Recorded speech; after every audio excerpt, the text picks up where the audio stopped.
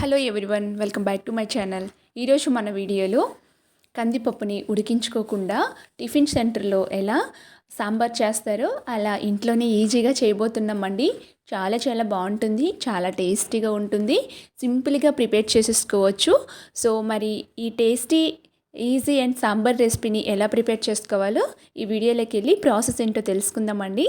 దీనికోసం ముందుగా stove on చేసుకుని స్టవ్ పైన ఒక కడాయిని పెట్టేసుకోండి. లేదు మీరు ఎందులో వీలైతే అలాంటి బ్యాండీలో కూడా చేసుకోవచ్చు.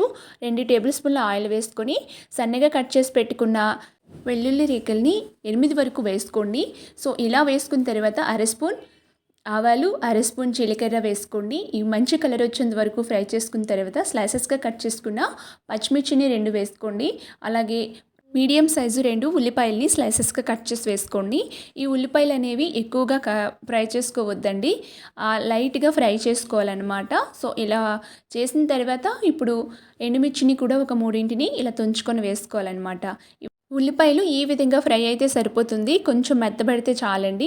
టిఫిన్ సెంటర్లో సేమ్ ఇలానే చేస్తారు. సో ఇలా వేసుకున్న తర్వాత మీడియం సైజు చిన్నవైతే 2 టమోటాస్ని ఈ విధంగా స్లైసెస్గా కట్ చేసి వేసుకోండి. అవి కూడా లైట్గా ఫ్రై చేసిన తర్వాత మీ టేస్ట్ సరిపడే సాల్ట్, అర స్పూన్ వరకు పసుపు, అర స్పూన్ కారం యాడ్ చేసుకోండి. ఎందుకంటే పచ్చిమిర్చి, ఎండుమిర్చి ఆల్రెడీ వేసుకుంటున్నారు కదా, సో చూసుకొని వేసుకోండి. సో ఎంటీఆర్ సాంబార్ పౌడర్ని 1 స్పూన్ వరకు వేసుకోండి. సో మీ దగ్గర ఏ సాంబార్ పౌడర్ అవైలబుల్గా ఉంటే యాడ్ చేసుకోవచ్చు. ఇవన్నీ వేసుకొని బాగా మిక్స్ చేసుకొని కలిపేసుకున్న తర్వాత సో ఇప్పుడు ఇందులోకి ఇంగువని యాడ్ చేయాలన్నమాట. సాంబార్లోకి ఇంగువ వేయడం వల్ల చాలా టేస్టీగా ఉంటుంది. సో మీకు నచ్చితేనే వేసుకోండి, లేదనుకుంటే స్కిప్ చేసేయచ్చు.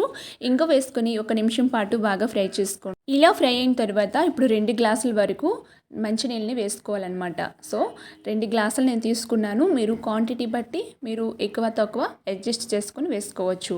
2 గ్లాసుల వాటర్ వేసుకున్న తర్వాత చిన్న నిమ్మకాయ సైజ్ అంతా చింతపండుని తీసుకొని ఒక అర గ్లాసు వాటర్లోకి వేసుకొని చింతరసాన్ని తీసి వేసేసుకోండి. సో వేసుకొని బాగా కలుపుకొని ఒకవైపు మరిగించుకుందాము. ఇంకోవైపు ఒక బౌల్ తీసుకొని 2 టేబుల్ స్పూన్ వరకు ఇందులోకి శనగపిండి వేసుకోవాలండి.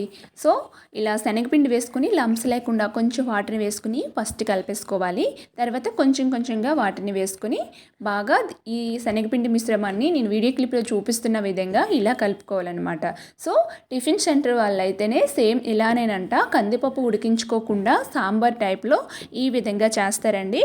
సో ఇప్పుడు ఇలా మరుగుతుంది కదా, సాంబార్ అనేది ఈ విధంగా మరుగుతూ ఉంటుందన్నమాట. ఇందులోకి ఇప్పుడు స్లోలీ ఈ విధంగా శనగపిండి మిశ్రమాన్ని యాడ్ చేయాలన్నమాట. చూసారు కదా, వీడియో క్లిప్లో చూపిస్తున్న విధంగా వేసేసుకోవాలి.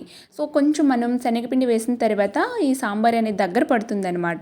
ఇలాంటప్పుడు మాకు మరీ చిక్కగా అవసరం లేదు అనుకుంటే కొంచెం వేడి నీళ్ళని వేసేసుకోండి.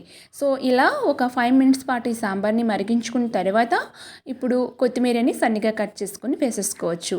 సో ఇందులోకి 1 స్పూన్ వరకు బెల్లం తురుముకొని వేసుకోండి. సాంబార్లోకి బెల్లం తురుము అనేది చాలా బాగుంటుందన్నమాట. బెల్లం వేయటం వల్ల సాంబార్ టేస్ట్ కూడా చాలా బాగుంటుంది. సో మీకు నచ్చితే వేసుకోండి, నేనైతే వేయట్లేదండి. సో అలా వేస్తారని నేనైతే కనుక్కున్నాను అనమాట. సో ఇదండి, చాలా టేస్టీగా ఉంది. ఇడ్లీతో తీసుకుంటే వాసమ్మండి, అంత బాగుందనమాట. సో ఈ సాంబార్ రెసిపీని తప్పకుండా ట్రై చేయండి, మీకు కూడా చాలా బాగా నచ్చుతుంది. ఎందుకు ఇన్నిసార్లు చెప్తున్నాను అనుకుంటున్నారా?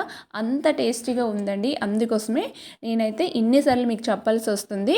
సో చాలా టేస్టీ అండ్ ఈజీగా చేసుకునే టిఫిన్ సెంటర్ సాంబార్ అండి ఇది. సో పప్పులు ఏం ఉడికించుకోకుండా ఈ సాంబార్ రెసిపీని ఈ విధంగా ప్రిపేర్ చేసేసుకోవచ్చు, చాలా బాగుంటుంది. వీడియో మీకు నచ్చినట్లయితే ఒక లైక్ చేసి మీ ఫ్రెండ్స్ అండ్ ఫ్యామిలీస్కి ఫార్వర్డ్ చేయండి. అలాగే మరెన్నో టేస్టీ వెరైటీ రెసిపీస్ కోసం క్రిసిస్ కుకింగ్ ఛానల్ని తప్పకుండా సబ్స్క్రైబ్ చేసుకొని పక్కనే ఉన్న బెల్ బటన్ని క్లిక్ చేయండి. ఇలా చేయటం వల్ల నేను ఎప్పుడు వీడియో పెట్టిన నోటిఫికేషన్ రూపంలో మీ హోమ్ పేజ్కి వస్తుంది.